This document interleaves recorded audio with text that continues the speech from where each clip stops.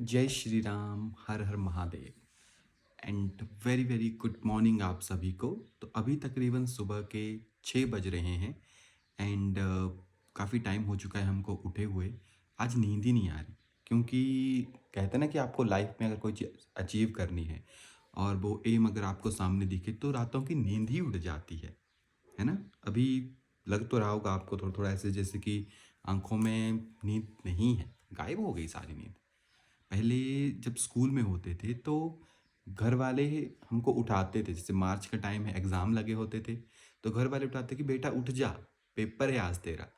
तो जैसे उठा के चले जाते तो हम क्या करते कि देखते मम्मी चली गई, चुपचाप से फिर से लेट जाते, है ना? इतना आइडिया नहीं होता कि जो वो बोल रहे हैं वो हमारे भले के लिए बोल रहे हैं। लेकिन जब बड़े हो जाते हैं ना तो घर वाले बोलना बंद कर देते हैं कि बेटा उठ जा, तेरा टेस्ट है, या बेटा उठ जा, है ना? आवाज़ तक नहीं डालते, सो रहे हो? सोने दो। कहते हैं बड़े हो चुके हैं, खुद का अच्छा-बुरा खुद जानते हैं। सो जैसे कि आपको पता है हम भी टीचिंग लाइन से रिगार्डिंग है और बहुत लंबे टाइम के बाद जो है हिमाचल में टीचिंग की वैकेंसी जो है वो निकलेगी। अभी 3-4 महीने में मेबी आ ही जाएगी। तो उसकी तैयारी जो है अभी से शुरू करनी पड़ेगी अराउंड 4 साल के बाद, है ना? अप्रॉक्सिमेटली 3 या 4 साल के बाद वो वैकेंसीज़ देखने को मिल रही है।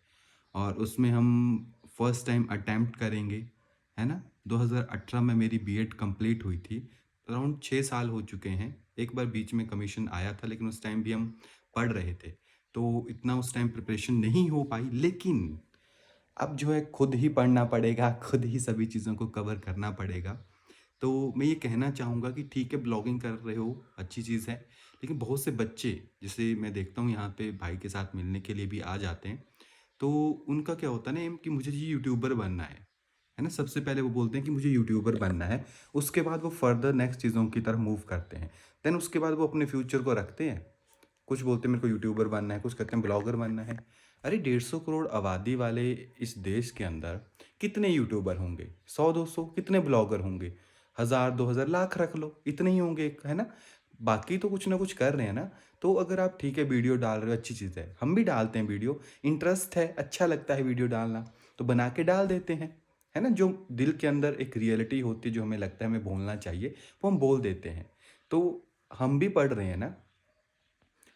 अगर मैं थोड़ा-सा पास्ट में लेके चलूँ, तो जब हम क्लास 11th 12th में होते थे, तो इतना पता भी नहीं होता क्योंकि कोई गाइड भी नहीं करता कि आपको लाइफ में क्या करना है आगे जाके। लेकिन कुछ टाइम के बाद जब थोड़ा-सा अक्ल आने लगती है ना, तो पता होता है कि हमारा एम क्या है। तो पढ़ाने में जो मज़ा आता है ना मेरे को, वो और किसी चीज़ में नहीं आता। हमारा जैसे यूट्यूब चैनल भी है वी आर अकेडमी के नाम से, है ना? 3-4 चैनल है, उसमें हम जैसे स्टडी की वीडियोज़ डालते हैं।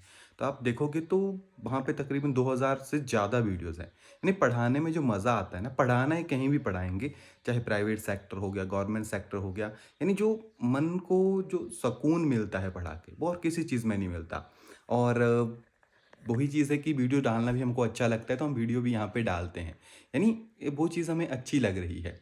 तो यही होता है, तो जितने भी बच्चे हैं छोटे जो अभी अपनी एजुकेशन कंप्लीट नहीं की है, मैं उनको यही कहूँगा कि अगर ठीक है आप वीडियो डाल रहे हो, डालते रहो, लेकिन जो आपकी एजुकेशन है उसको आप प्राइमरी रखो।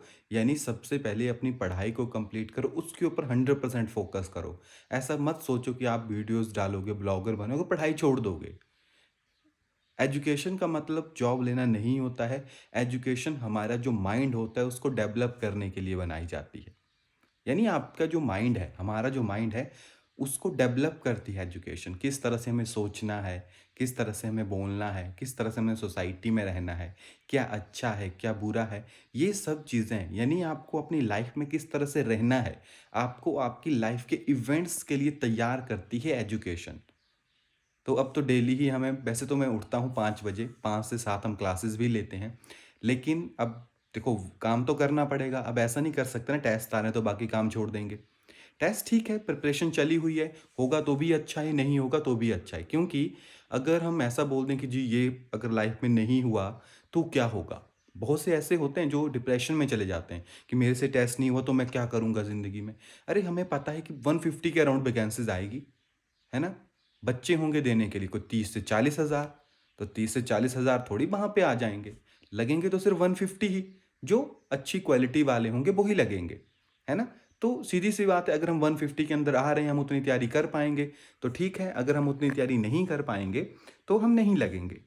तो यही कहना चाहूँगा कि ठीक है, आप तैयारी कर रहे हो, बहुत अच्छी बात है, लगोगे तो भी ठीक है, नहीं लगोगे तो भी ठीक है। अगर मैं डिज़र्व करता हूँ, मैं उतनी तैयारी करूँगा, तो ठीक है जी, है ना?